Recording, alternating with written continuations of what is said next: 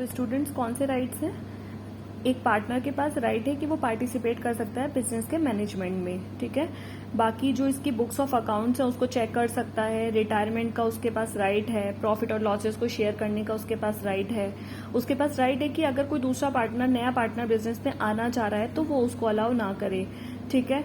अगर उसने कोई लोन बिजनेस को दे रखा है, फर्म को दे रखा है, तो उस पर उसको इंटरेस्ट रिसीव करने का राइट है, क्योंकि वो अपने पास से बिजनेस को, फर्म को दे रहा है ना, वो लोन दे रहा है, तो वो फर्म से इंटरेस्ट मिलेगा उसके ऊपर, ठीक है। अगर उसने कोई फर्म की साइड से कोई भी एक्सपेंसेस कर रखे हैं या लॉसेस हो रखे हैं उसको, तो वो भी फर्म उसको क्या करेगी, पे करेगी, कंपनसेट करेगी उसको, ठीक है। तो ये सारे इसके राइट्स हैं। फिर पार्टनरशिप डीड क्या होता है? पार्टनरशिप डीड हमारा एक ऐसा रिटन या फिर ओरल एग्रीमेंट होता है जिसके अंदर क्या होता है, पार्टनरशिप में किसी भी तरह का डिस्प्यूट ना हो, कोई भी लड़ाई झगड़ा ना हो, इसके लिए एक डॉक्यूमेंट होता है जिसके अंदर सारी चीजें क्या होती है, रिटर्न होती हैं। और वो क्या होता है कि उसको हम बोलते हैं पार्टनरशिप डीड। तो पार्टनरशिप डीड के अंदर सारी की सारी जो भी डिस्क्रिप्शन होता है कि जब पार्टनर्स बिजनेस करने जाएंगे तो उनके बीच में किसी भी तरह का कोई डिस्प्यूट ना हो, कोई झगड़ा ना हो, इसलिए वो लिखी जाती है, ठीक है। तो पार्टनरशिप डीड के अंदर कौन कौन सी चीजें मेंशन की जाती हैं कि उसका पार्टनर्स जो भी हैं उनके क्या क्या नाम है, ठीक है, उनके एड्रेस वगैरह वो सब मेंशन किए जाते हैं। फर्म जो बिजनेस है उसका क्या नाम है, फर्म का क्या नाम है, फर्म का क्या एड्रेस है।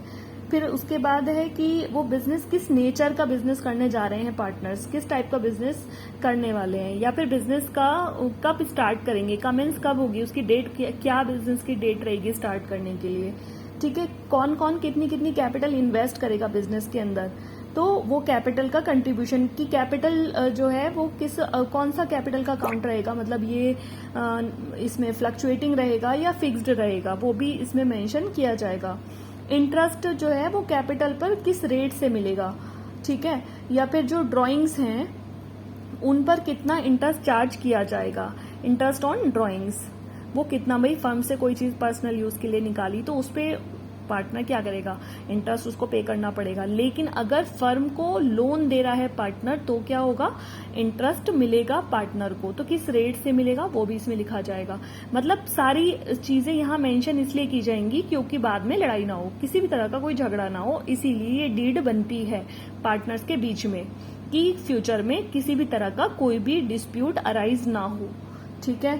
इसके बाद फिर रेम्यूनरेशन होता है कि पार्टनर्स की कोई सैलरी, कमीशन वगैरह है अगर, तो वो उनको दिया जाएगा, कैसे दिया जाएगा, कितना दिया जाएगा, प्रॉफिट लॉसेस के क्या रेशो रहेंगे, प्रॉफिट किस रेशो में शेयर किया जाएगा, जो असेट्स हैं उनकी वैल्यूएशन कैसे होगी, ठीक है। या फिर जैसे अकाउंट हैं उनको कैसे सेटल किया जाएगा, किसी पार्टनर की डेथ हो जाती है, ठीक है, या कोई पार्टनर रिटायरमेंट ले लेता है, तो उस केस में या फर्म डिसॉल्व हो रही है, खत्म हो रही है, एंड हो रही है, तो उस केस में फिर कैसे सेटल किया जाएगा अकाउंट्स को, ठीक है। पार्टनर, ये जो अकाउंटिंग का पीरियड है वो टाइम जो है वो कौन सा रखा जाएगा, वैसे नॉर्मली 31 मार्च को ही क्या होता है, फाइनेंशियल ईयर एंड होता है और 1 अप्रैल को स्टार्ट होता है, ठीक है। तो अकाउंटिंग पीरियड वही होता है जिसमें अकाउंट्स क्लोज किए जाते हैं।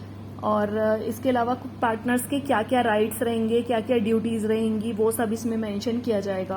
अकाउंट्स, जो भी बैंक के ऑपरेशंस हैं उनको कैसे हैंडल किया जाएगा, जॉइंटली ऑपरेट किया जाएगा, सब लोग मिलके ऑपरेट करेंगे, या फिर अलग एक ही पार्टनर सबकी साइड से उस बिजनेस के जो बैंकिंग के ऑपरेशंस हैं उनको हैंडल करेगा, ठीक है। किसी पार्टनर की डेथ हो जाती है तो उस टाइम पर कैसे उस फर्म को मतलब कंटिन्यू रखना है या डिसॉल्व करना है, वो भी यहाँ मेंशन किया जाएगा। या फिर किसी आपस में डिस्प्यूट हो जाता है, कोई झगड़ा हो जाता है, उसको कैसे सेटल किया जाएगा। तो ये पार्टनरशिप डीड क्या होती है, एक ऐसा रिटन या ओरल एग्रीमेंट रहेगा, रिटन ही प्रेफर करते हैं पार्टनर्स, तो क्या है कि इसमें सब कुछ मेंशन किया जाता है कि ये एक ऐसा लीगल डॉक्यूमेंट रहता है जिसमें सारे पार्टनर्स मिलकर ये सारे क्लॉजेस को डालते हैं और फिर उसको फॉलो करते हैं, ठीक है। ये एक एग्रीमेंट है।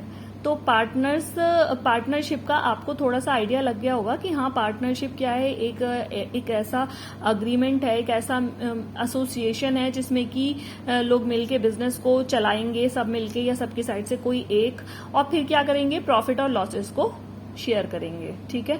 और उसमें जो भी अफेयर्स हैं, जो काम उसकी वर्किंग है, उसमें सबको राइट रहेगा कि भाई सब मिलके इसको चलाएंगे या सबकी साइड से कोई एक करेगा, उसके प्रॉफिट और लॉसेस को डिवाइड करेंगे। उसमें बहुत सारे राइट्स हैं जो मैंने अभी एक्सप्लेन करे हैं।